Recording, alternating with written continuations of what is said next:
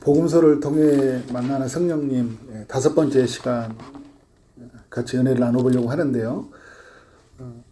복음서 안에 성령에 관한 내용들이 있는데 하나씩 살펴보면서 이 땅에 오신 성령님, 또 우리 가운데 임하신 성령님이 어떤 분인지, 우리는 성령을 의지해서 어떻게 살아야 되는지를 정리하는 시간이 되었으면 좋겠습니다. 사람들은 모르면 어떻게 합니까? 하나님 나라의 편에 서는 것보다 반대편에 서는 것들을 이렇게 보게 돼요. 무지한 자들이 예수님을 십자가에 못 박아 죽었잖아요. 그러니까 유대인들이 예수님을 안다고 했지만 그들은 다 알지 못한 자들이었고, 또 이방인들은 아예 예수님이 누구인지를 알지 못하는 그 무지한 자들이 예수 그리스도를 십자가에 못 박았어요. 우리가 예수님을 안다고 하지만 사실 잘 모르는 부분들이 많이 있어요. 저도 이렇게 많이 느껴요. 내가 예수님은, 그러니까 예수 믿으면 천국 간다. 너무 중요한 거잖아요. 중요한 진리거든요. 근데 예수 안에서 어떤 내 삶이 이루어졌다라는 걸 이게 많이 모르는 때가 있었어요. 지금도 많이 모르는 분도 있고. 그러다 보니까 어떻게 해요? 모르니까 엉뚱한 삶을 산다는 거죠. 예수님이 성령을 힘입고 이 땅에 사셨거든요. 그리고 하늘로 올라가시고 나서 성령을 보내주셨어요. 그러니까 지금 우리가 성령님과 함께 살아가는 시대인데 그 성령 안에서 사는 삶이 얼마나 영광스러운지, 얼마나 위대한지, 얼마나 은혜로운지를 우리가 많이 알아야 되겠죠. 그런 면에서 우리가 성경으로 가서 성경이 우리에게 무엇을 요구하는지 알아야 된다. 오늘 이렇게 마태복음 12장 이렇게 22절 이하를 보면 되게 은혜로운 일이 일어나는데도 불구하고 사람들은 어떻게 해요? 시비를 걸어요. 어떤 사람이 이제 눈이 멀고 말을 못 하는데 그래서 어떻게 해요? 사람을 이제 데리고 와서 이제 고쳐달라고 하니까 예수님이 어떻게 합니까? 고쳐줘요. 그 사람의 문제는 뭐였냐면 귀신이 들려서 말을 못하고 또 그 눈이 멀었던 거죠. 모든 게 그런 건 아닙니다. 모든 사람이 다 아프다고 해서 귀신 들린 건 아니에요. 어떤 사람은 또 귀신이 들려서 아프기도 한다라는 것도 보여줘요. 다 어떤 건 아니다 하고 어떤 건 다 맞다고 하면 안 돼요. 어떤 사람이 아픈데 이거는 또 귀신의 역사인데 사람들이 그냥 무조건 병원으로만 데리고 가려고 하는 사람도 있잖아요. 이것도 문제예요. 그런데 또 어떤 사람은 이거 무조건 귀신 들렸다라는 구도로 가는 것도 문제예요. 왜냐하면 성경에도 보면 귀신 들리지 않고 아픈 사람들이 더 많이 나옵니다. 그런 면에서 우리가 잘 분별해야 되겠죠. 김기동의 그 이단 귀신론 같은 경우에는 어떻게 해요? 아픔과 귀신을 리꼬르, 아프면 귀신 들렸다고 이야기해요. 그렇게 가면 잘못했다라는 거죠. 그런데 여러분, 이 귀신이 예수님이 쫓아내므로 말미암아 이 사람을 치유해요. 되게 은혜롭잖아요. 은혜로운 일들이 일어나고 있어요. 그런데 이 은혜로운 일들을 또 어떤 사람은 은혜롭게 받아들이지 않고 이건 뭐 그냥 우연히 일어난 일일 수도 있고, 그죠? 아니면 이건 뭐 다르게 또 해석을 해서, 이 사람들이 오늘 해석하는 건 뭐냐면 예수님이 사탄을 힘입어서 귀신을 쫓아낸 거다, 이렇게 시비를 걸어요. 어떻게든지 예수님을 부정하고 싶은 거죠. 뭔가를 여러분 뒤틀어서 보고 반대로 보고, 우리가 어떤 사물을 볼 때 다양하게 보는 것도 훈련이 필요하죠. 그런데 여러분, 이 진리를 자꾸 뒤틀려서 보면 어떻게 해요? 하나님이 진리를 통해 주시는 그 은혜들을 우리가 못 누리게 되잖아요. 자꾸 이렇게 뭔가를 삐딱하게 보고 다르게 보려고 하고 하는 것들, 우리가 그 이면에 어떤 사람의 그 약한 부분에 그 이면에 장점이 있다, 그렇게 보면 좋은데, 잘하고 있는데 은혜로운 일이 있는데 좀 뭔가 좀 아니다라는 것들을 막 드러내려고 하는 게 있어요. 한국의 교회사에서 막 또 어떤 교회가 막 치유가 일어났다면 그거는 뭐 치유가 일어난 일들을 성령의 역사를 너무 또 어떻게 해요? 제한해버린다든지, 성령의 역사로 나타나는데 제한해버린다든지, 또 모든 걸 또 이렇게 극단적으로 가버리는 이런 경우들이 많이 있어요. 그래서 모르면 이렇게 극으로 가버린다. 그러니까 전혀 다른 해석을 해버릴 때가 많이 있어요. 그러니까 여러분 어떻게 해요? 시비 걸잖아요. 시비 걸어. 그러니까 예수님이 그 귀신을 쫓아내시자 바리새인들이 이제 시비를 걸어온 거예요.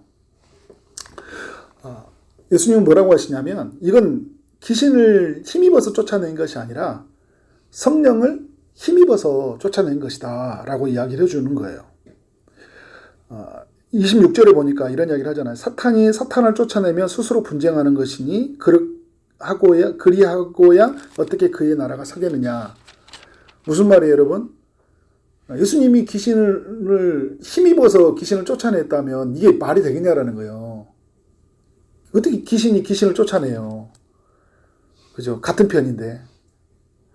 예수님이 귀신을 쫓아냈던 건 뭐예요? 이 귀신을 쫓아냄으로 말미암아 보여주실 건 뭐냐면 예수님은 귀신을 힘입어서 이 귀신을 쫓아낸 것이 아니라 하나님의 성령을 힘입어서 귀신을 쫓아냈다라는 걸 말씀해 주고 있는 거예요. 그래서 예수님은 스스로 힘으로 하지 않았다.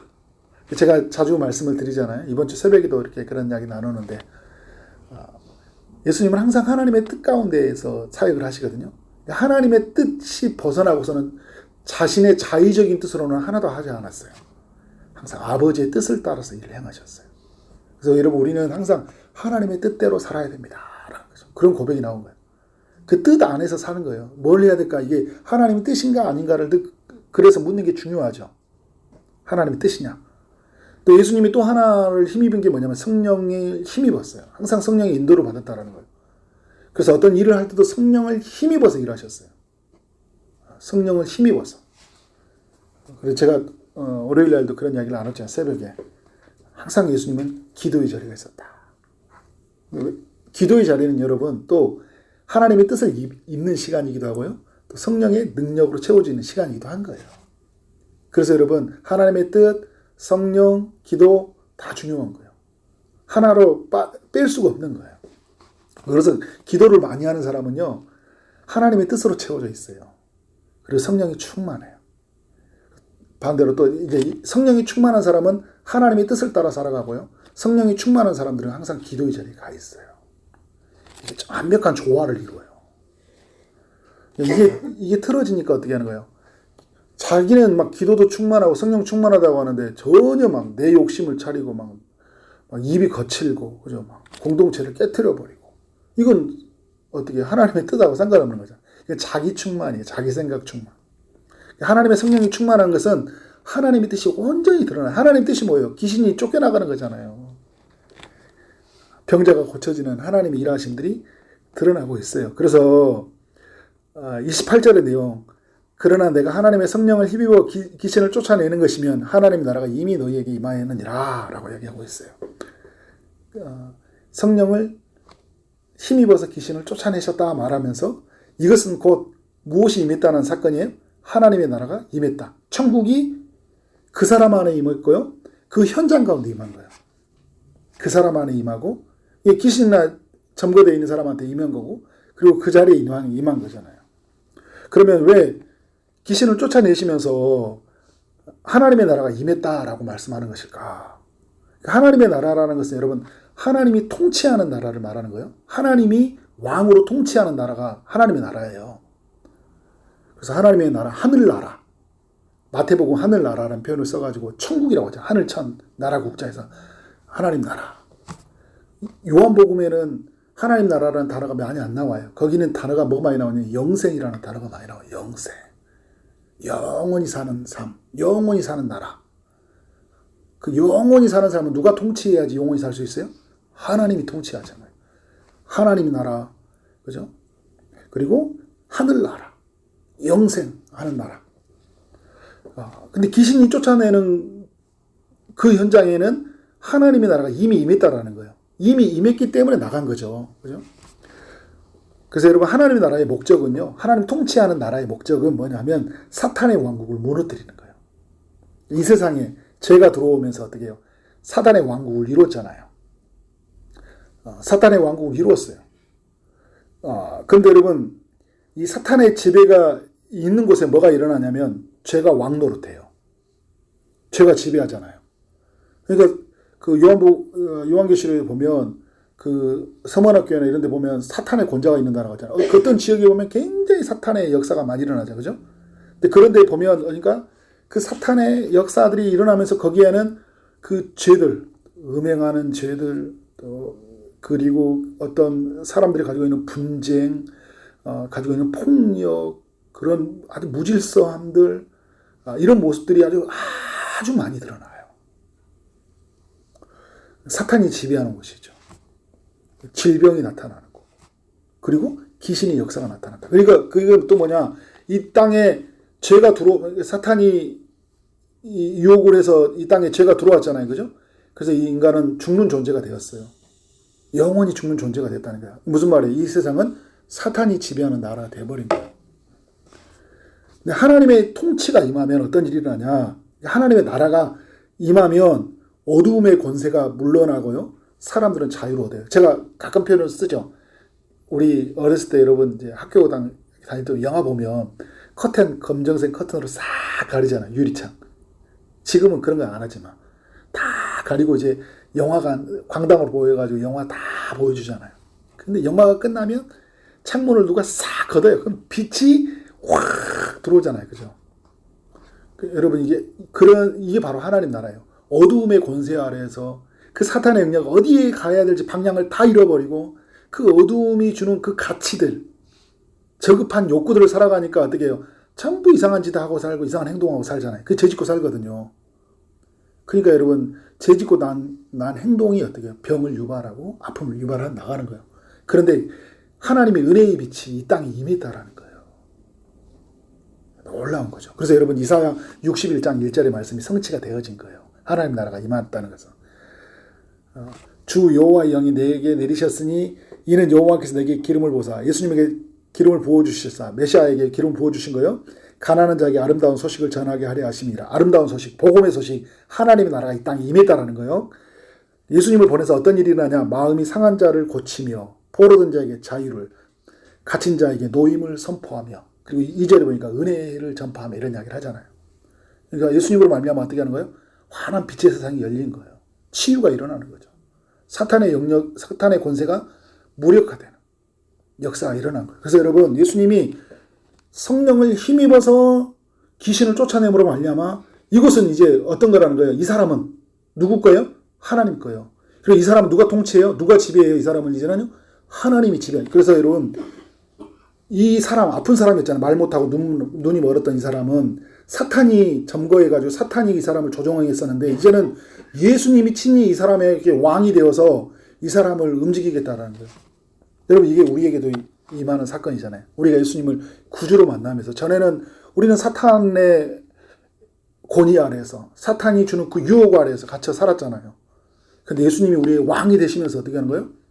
이게 이제 우리의 삶을 소유를 주님이 가지시고 주님이 우리를 통치하시는 거예요. 우리 마음에서부터.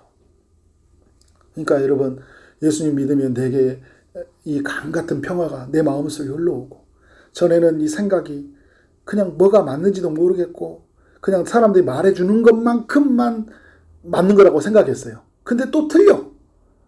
시대마다 다 틀려. 그죠? 전에는 맞았는데 지금은 또 틀려. 이런 게 너무 많아. 이게 뭐지? 절대적 진리가 뭔지 모르는 거예요. 나름 인간이 가지고 있는 양심으로 깨끗하게 산다고 해서 산다고 하는 사람들도 몰라요. 그런데 우리 인간이 양심에 화인을 맞은 것처럼 너무 이 마음이 굳어져 있기 때문에 어떻게 된가요? 알지만 죄 많이 짓고 비 한번 맞으면 그냥 완전히 내 몸 다 망가뜨리고 그냥 미친 사람처럼 여기저기 왔다 가는 것처럼 어떻게 해요? 한 번 죄, 두 번 죄 짓다 보니까 그냥 죄 짓고 살아갔었잖아요. 그런데 이런 우리의 삶에 주님이 왕으로 우리에게 임하신 거예요. 하나님 나라가 우리 안에서 임했다. 근데 여러분 이게 오늘 이제 정리를 하면 이런 거예요. 성령의 능력을 힘입어서 예수님이 이런 사역을 하셔서 우리에게 뭘 가르쳐 주신 거예요? 이 땅 아래 죄 아래 있는 사람들, 그죠? 마귀의 권세 아래에서 그 저급한 제 욕구를 따라 살아가는 사람들, 그래서 아프고 몸도 아프고 마음도 아프고 눌려서 사는 사람들, 갇혀서 사는 사람들, 그런 사람들을 어떻게 해방시키기 위해서 오늘 주님이 우리를 보내시는데 우리의 힘으로는 할 수 없지만 누구를 힘입으면 할 수 있다는 걸 보여주는 거예요. 성령의 능력을 힘입으면 할 수 있다는 걸 보여주신 거예요. 예수님 먼저. 그러니까 여러분, 우리는 못합니다라고 할 수 있어요. 그런데 여기까지 가면 우리는 아직 예수를 잘 모르는 사람이에요. 예수를 진짜 온전히 아는 사람은 어떤 사람이에요? 나는 못하지만 내 안에 계신 예수 그리스도, 내 안에 계신 주님이, 나에게 성령을 보내신 주님의 역사로 말미암아 능히하실 수 있습니다라고 말하는 거예요. 그래서 여러분, 성령의 능력을 힘입는 건 너무 중요해요. 똑똑한 세대, 이 어마어마한 이 세상에 그 가지고 있는 거대한 시스템으로 움직이는 이 세상 앞에 우리가 그리스도인들이 어떻게 싸워요? 절대 못 싸웁니다. 우리는 못 이겨요. 골리앗이잖아요. 근데 이 만군의 여호와 이름으로 다윗이 나갔듯이 우리는 성령의 능력으로 나가면 이기는 거예요. 그래서 하나님, 내게 성령의 능력으로 덧입혀 주옵소서. 성령이 임하지 않고는 저는 아무것도 할 수 없습니다. 성령의 능력이 임하도록. 근데 여러분, 이제 여기서 예수님이 이거를 해석해 주시고 난 다음에 어떤 이야기를 하냐면 31절, 32절 2번 내용이에요. 내가 너희에게 이르노니 사람에 대한 모든 죄와 모독은 사하심을 얻되 성령을 모독하는 것은 사하심을 얻지 못하겠고, 또 누구든지 말로 인자를 거역하면 사하심을 얻되 누구든지 말로 성령을 거역하면 이 세상과 오는 세상에서도 사하심을 얻지 못하리라. 이 말씀을 하셔요. 그러니까 바리새인들이 예수님이 바알세부를 힘입어서 귀신을 쫓아낸다고 하시니까 나는 성령을 힘입어서 귀신을 쫓아낸 것이다 라고 말하면서 오늘 이 말씀을 하시는 건 뭐예요? 성령을 모독하지 말라라는 거잖아요. 지금 성령이 일하고 계신다는, 성령이 예수님을 통해서 일하고 계시는데 성령을 모독하지 말라라는 거예요. 그래서 여러분, 우리가 성령을 함부로 제한해서는 안 되겠죠. 성령의 역사를 함부로 제한하면 안 되는 거예요. 그런데 또 분별력이 떨어져가지고 모든 것은 막 또 성령의 역사라고 생각하면서 막 그 망령되이 막 이렇게 한 가지 말하는데 막 성령 역사 막 있잖아요. 이런 것도 되게 우리가 삼가해야 될 이야기죠. 그 예전에 이제 저도 청년사회 이렇게 오래 이렇게 했잖아요. 그러면 보면 그 당구장에서 이렇게 딱 있는데 그 우리 예전에 있는 청년부 형들이 있는데 딱 들어오면 우리 집 같이 이제 있으면 할렐루야 막 사람들 앞에서 막 하는데 그냥 하나님을 인정하는 것 같기도 하지만, 그죠? 거기서 굳이 할렐루야라고 할 필요는 없잖아요. 그죠? 오셨어요. 반갑게 인사하면 되지만 꼭 목소리도 할렐루야 막 하고 있잖아요. 할렐루야, 하나님을 찬양합니다. 이건 진짜 거룩한 성소에서 하나님을 높이는 거잖아요. 그죠? 매 순간마다 우리 하나님을 높이는 찬양 할렐루야는 중요하지만 때에 맞아서, 그죠? 할렐루야, 아멘, 주님, 그리고 있잖아요. 이런 이야기들이 이렇게 아주 때에 맞게끔 주님을 높여드리는 건데, 성령도 그래요. 내가 성령도 의지하지 않으면서 성령님 뭐 이렇게 있잖아요. 우리가 그런 언어로 쓴다는 게 잘못된 건 아닌데 그냥 엉뚱한 곳에서 막 우리가 성령이 구하지도 않으면서 성령님을 말할 때가 있다는 거예요. 믿음으로 성령을 구하는 거예요. 믿음으로. 살아계심을 믿음으로 성령을 구하는 거고, 그가 하실 일을 인정하면서 구하는 거예요. 그죠? 근데 오늘 여러분, 이 성령을 모독하는 것은 사하심 못한다. 이제 이 죄를 우리가 이제 흔히 말하는 성령 해방죄라고 이야기를 하잖아요. 그죠? 성령을 해방하는 죄에 대해서 예수님이 뭐라고 하냐. 그러니까 성령의 역사를 모독하는 것은 심각한 죄다라는 걸 여러분 꼭 인정해야 돼요. 그리고 성령의 역사를 알면서도 부정하고 성령의 사역을 사탄의 일로 왜곡시키는 것도 심각한 죄예요. 성령의 역사가 나타나고 있는데, 그러니까 여러분 막 귀신이 나갔어. 그러면 이거는 뭐 귀신이 역사했다. 막 이렇게 하면 안 되잖아요. 교회 와가지고 이건 뭐 또 이것도 여러분 이런 것도 굉장히 나쁜 행동이에요. 모르면 가만히 있어야 되겠죠. 모르면 가만히 있어야 돼. 그리고 내가 하지 않으면 다른 사람들은 다 뭔가 잘못했다고 그래. 내가 막 은혜 받으면 또 거기는 그 자리가 은혜의 자리고, 남들이 하면 또 인정하지 못하는 인간이 가지고 있는 죄성들이 있어요. 겸손해야 돼요. 하나님의 역사가 어떻게 일어날지 모르기 때문에.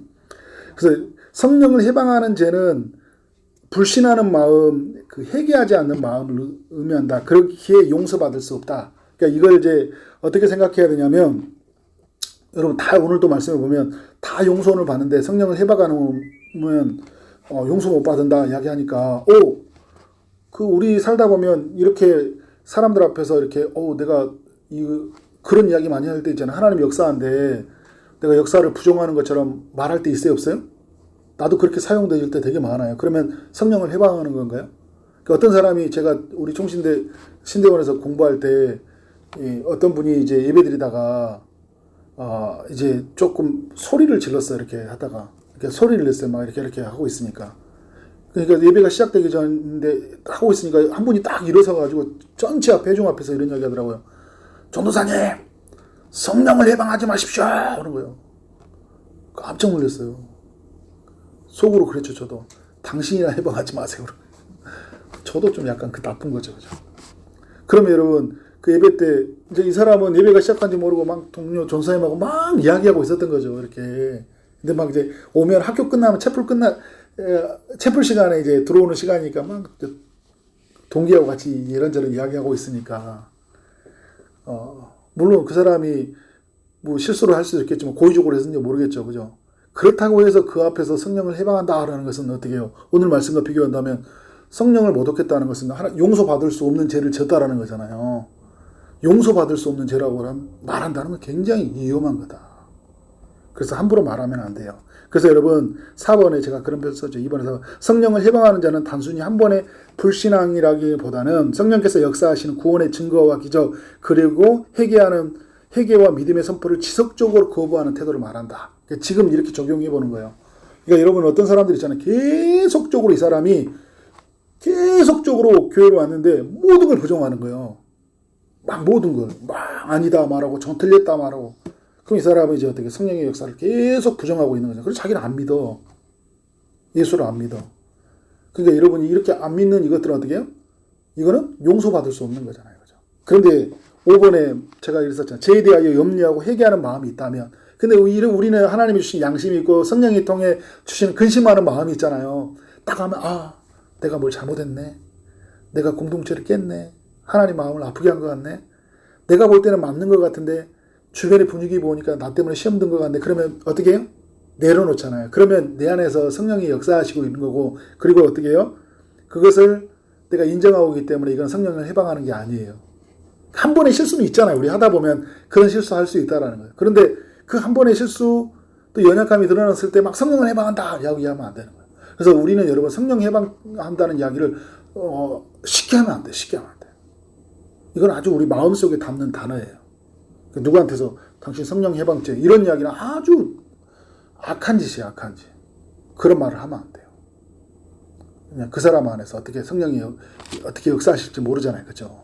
그러니까 우리가 계속 성령을 해방하고 있으면 계속적으로 막 거부하고 있고 막 교회 공동체를 깨고 막 와가지고 엉뚱한 짓을 하면은 계속 마음으로 기도하고 사랑으로 권면하고 우리가 그 사람 때문에 어떻게 해요? 공동체 전체가 깨지지 않도록 우리가 마음으로 사랑으로 계속 권면해주고 너무 중요해요. 너무 중요해요. 잘 분별해야 되겠죠. 근데 은근히 이 성령을 해방하는 죄에 대해서 오해를 해가지고 막 함부로 이 말을 쓰는 사람들이 있어요. 절대 여러분 우리 교회 와서는 성령 해방죄다 이런 이야기 쓰지 마시기 바랍니다. 이런 이야기를 쓰는 게 아니에요. 자, 그 3번에 이제 성령이 우리에게 주시는 이야기들 누가복음과 요한복음의 이야기를 살펴보고 있는데 누가복음에 보면 그 마태복음 7장에 있었던 이야기를 이제 누가복음에서는 예수님이 이제 그 기도에 관한 이야기를 해주시잖아요.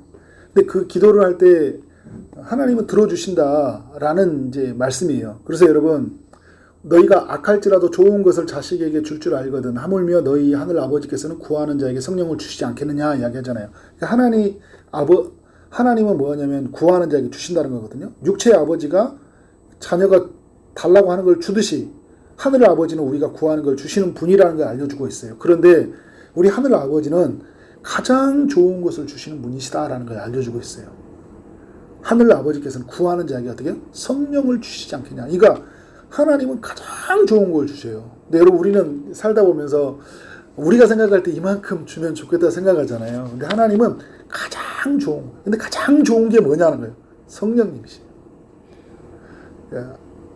성령님은 마스터 키를 갖는 것 같은 거예요. 예수 그리스도 이름. 다 가진 거예요. 이건요. 내가 성령님이 임했다라는 건요. 여러분 구약으로 돌아가 보세요. 구약에서는 다윗이나 사무엘이나 특별한 사람에게 성령이 임했다니까요. 그리고 성령의 역사가 늘 그들의 성령과 동행한 게 아니라 그냥 어떤 사역을 이룰 때 성령이 부분적으로 역사에서 드러났다는 거예요. 그때 한시적으로. 오늘 우리는 어떻게 해요? 성령이 우리 안에 내주하시잖아요. 그죠?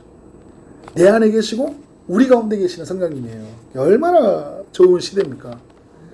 그러니까 우리가 성령님 내 안에 거하신다는 거 너무 중요하다는 거. 그래서 여러분 이 개인과 공동체를 잘 분별해야 되는데 뭐냐면 우리 안에 성령이 내주하시잖아요. 그러니까 성령을 뭐라 하냐면 성령이 내 안에서 지금 살아계시잖아요. 그죠? 내 안에서 마음껏 살아계시도록 그리고 나를 자꾸 내어드리는 거예요. 성령이 내 안에 지정의를 통치하도록 나의 지각을 나의 마음을 그리고 나의 손과 발 몸이 계속 그러니까 근데 여러분 어디로 향하게 해요? 하나님의 뜻으로 향하게 해요. 예수 그리스도의 이름을 드러내는 것으로 향하게 해요. 내 머리가 예수님의 십자가 사건, 예수님이 이 땅에 오셨던 그 자비와 긍휼과 희생에 보여준 그 사건으로 계속 향하게 하시고, 그죠? 죽음으로 하나님의 나라를 이루신 그 사건으로 계속 향하게 하셔요. 공동체를 세우잖아요. 예수님이 십자가의 죽음으로 하나님과 우리의 사이를 합평에 담을 허물으셨잖아요. 우리를 화목하게 하시기 위해서. 그리고 사람과 사람 사이에 모든 벽을 다 허물으셨어요. 네. 그러니까 예수 안에서는 어떤 유대인도 없고 헬란도 없는 거예요. 그러니까 여러분 성령님은 어떻게 해요? 내 안에 계신 성령님이 사람들 안에서 담을 허문다니까요. 좋고 나쁜 사람이 없어요. 이익이 되고 이익이 나쁜 사람이 없어요. 성령님은 다 좋은 사람으로 일하게 하셔요. 그리고 하나님과 어떻게 해요? 아빠 아버지로서의 관계를 누리게 하셔요. 그리고 가장 좋은 선물을 주시는 그 아빠 아버지의 선물을 마음껏 내가 누리게 하신다고요. 성령님 하시는 내 안에서. 그래서 지정의를 통치하신다고요. 그래서 성령님 내 안에서 마음껏 살아계시옵소서. 마음껏 살아계시옵소서. 그래서 여러분 성령이 임하면 에베소서 5장처럼 시와 찬미와 신령한 노래들을 불러요. 온전한 예배가 막 드려져요. 성령 안에서. 이게 개인의 삶에 임하는 성령이에요. 근데 여러분 성령님 내 안에 개인에 계시기 때문에 마음껏 살아계시도록 나를 드러내도록 그죠? 성령이 도와달라고 하고 성령이 역사해달라고 하고 근데 성령님은 또 어떻게 하면 공동체로 부어주세요. 공동체로. 우리 가운데 있으면 성령이 부어주신 은혜가 있어요. 부어주신 은혜. 그래서 우리가 이제 모일 때 주의 성령이 임해서 어떻게 해요? 각 사람을 그 모임 가운데 연결하여. 셀 모임은요, 항상 할 때마다 우리 순장님도 계시지만 항상 성령을 구하세요. 하나님의 은혜가 임하고 우리를 서로 연결시켜요. 언어가 다른데 여러분 서로가 하나 된다니까. 이게 사도행전 2장에 나오잖아요. 성령이 임하니까 15개 민족들이 언어들을 쓰는 사람이 모여있는데 어떻게 하나 되어버리잖아요. 우리는 여러분 어떻게 해요? 셀원들 중에 그래서 그 셀 학자들이 말하는 게 15명까지 가능하다는 게 그런 거예요. 사도행전 2장에서 15 쓰던 언어들이 다 하나가 돼버리잖아요. 그러니까 각기 다른 언어들을 가지고 있거든요. 한 주에 사는 말은 통하지만 관심사가 다 달라요. 자녀 문제, 건강 문제, 뭐 여러 가지. 근데 어떻게 해요? 성령님이 하나로 한 언어로 가지고 있잖아요. 서로 소통해요. 너무 행복한 거예요. 근데 내가 막 진을 잡고 멋있는 말을 해주려고 하도 안 돼. 그 말은 안 돼. 근데 성령이 역사하면 어떻게 해요? 나의 언어를 사용해요. 그러면 여러분 멋있는 말 준비하지 말라는 게 아니에요. 훌륭한 리더나 훌륭한 사람들은 잘 준비합니다. 그리고 하나님이 사용하도록 성령이 사용하도록 내어드려요. 그러면 성령이 내가 준비하는 것들을 사용해서 각각의 질문과 다른 것들이 아주 은혜롭게 가는 거예요. 성령이 역사하도록. 성령이 부어달라고. 성령이 함께 연결되고. 우리가 모두가 하나님을 바라보도록. 그러면 여러분 그런 모임을 하고 나면 어떻게 할까요? 너무 행복한 거예요. 왜냐하면 성령이 역사하기 때문에. 근데 내가 하면 힘든 거예요. 각기 다른 그 언어들을 쓰는 사람, 각기 다른 생각을 가는 사람이 얼마나 힘든지 몰라요. 만나면. 만약에 여러분 사도행전 2장에서 그거를 막 언어도 안 되면 이런 현장이 됐을 거예요. 막 은혜는 받았는데 야 네가 저기 말을 해봐. 저기 말할 줄 아는 사람 손 들어봐. 야 저기 불러. 가서 말을 해. 막 오합지졸 막 난장판이 됐을 거예요. 그죠? 은혜롭게 되잖아요. 그죠? 다 알아들어요. 무슨 말 하는지 알아듣고 있어요. 각기. 그냥 베드로가 말하는데 알아들어요. 다 사람들이. 알아들어요. 저는 이제 그런 현장은 아니지만 예전에 그 캄보디아 우리 단기선교회 예전에 제 하원이가 뱃속에 들어가 있을 때거든요. 1cm 정도 됐을 때 갔을 때요. 그 기쁨의 동산교회 가면 그 이소연 자매라고 있어요. 그 박희정 집사님 딸. 근데 그 자매가 그 캄보디아 애들하고 이렇게 막 이야기를 하고 있어요. 근데 캄보디아 애들이 계속 웃고 있더라고. 그래서 야, 소연아, 너 캄보디아 말 할 줄 알아? 그랬더니 몰라요. 그냥 우리나라 말로 한대요. 야, 너희들 잘 살아? 막 웃으면서. 근데 걔들이 다 웃고 있더라고요. 근데 그걸 보면서 우리가 믿는 게 같으니까 한 성령 안에서 막 이야기하는데 사람들이 유쾌하게 받아들이거나 알아듣는 건 아니지만 서로 어떻게 사랑을 주고받고 있는 거예요. 성령님이 이렇게 일하신다는 거예요. 성령님이. 개인에게 임하는 성령, 공동체에 임하는 성령. 그래서 여러분, 우리 모일 때, 우리 예배 중에, 우리 셀 모임에, 우리 가정에 하나님의 성령이 임해다. 우리 성령의 시대다니까. 하늘 아버지께서 가장 좋은 선물을 우리에게 주셨다니까요. 믿는 자에게. 그래서 예수를 믿는 자는 어떻게 성령을 선물로 받는다라고 제가 사반 썼잖아요. 예수께서 예체 이르시되 누구든지 목마르거든 내게로 와서 마시라. 나를 믿는 자는 성경 이름과 같이 그 배에서 생수의 강이 흘러나리라. 생수의 강이 흘러나면서 우리의 영혼의 목마름이 있잖아요. 우리의 몸이 목마르면 막 신호를 보내잖아요. 입술이 불어 터지고, 그죠? 피부가 거칠어지고, 그죠? 되게 힘들거든요. 그런데 여러분, 이 목마름이 구석구석에 임하면 어떻게 돼요? 피부에 생기가 돌고, 막 그 입술이 부르떴던 게 다시 생기가 다 돌아오잖아요. 그게 뭐예요? 성령이 우리에게 임하면요, 생수의 강이 흘러나온 것처럼 우리의 영혼 구석구석에 임해요. 그래서 우리의 진정한 목마름이 사라져요. 그래서 우리의 그 목마름이 사라지면서 어떻게 해야 될까요? 진정한 만족을 누리게 돼요. 만족을 누리면서 우리는 변화를 경험하는 거예요. 다 괜찮은 거예요. 다 괜찮아. 문제가 뭐야? 다 괜찮아. 없어도 돼. 아파도 돼. 안 돼도 돼. 그냥 만족이 돼요. 내가 변화되니까 어떻게 돼요? 다 괜찮은 거예요. 여러분, 날마다 뜨는 달이 오늘은 되게 밝게 보인다라는 것은 달은 이미 밝았어요. 오늘은 더 밝은 거예요. 내 마음이 밝아진 거잖아요. 성령은 뭐냐면 우리 안에 목마름을 사라짐으로 말미암아 만족을 누리게 하고 이 모든 것을 받아들이는 그 수용력을 키워줘요. 그러니까 어떻게 다 괜찮은 거예요. 다 괜찮은 거예요. 그래 여러분, 이 성령은 누가 받는다고요? 믿는 자가. 그래서 여러분이 얘기했잖아요. 이것은 그를 믿는 자들이 받을 성령을 가리켜 말씀하신 거라. 이것은 그를 믿는 자들이 받을 성령을 가리켜 말씀하신 거라. 누가 받는다고요? 그를 믿는 자들이. 성령에 제가 교훈, 성령 해반당하는 말을 함부로 쓰지 말아 하면서 두 번째, 성령을 입을 수 있다는 걸 믿으십시오, 여러분. 성령이 내 안에 계시다는 걸 믿어요. 그리고 나는 성령을 입으면 귀신을 쫓아내고 질병을 고치고 하나님의 나라에 쓰임받을 때라는 것을 믿으세요. 그래서 이 성령은 누가 받는다고요? 구하는 자가 받는다. 그리고 믿는 자가 받는다.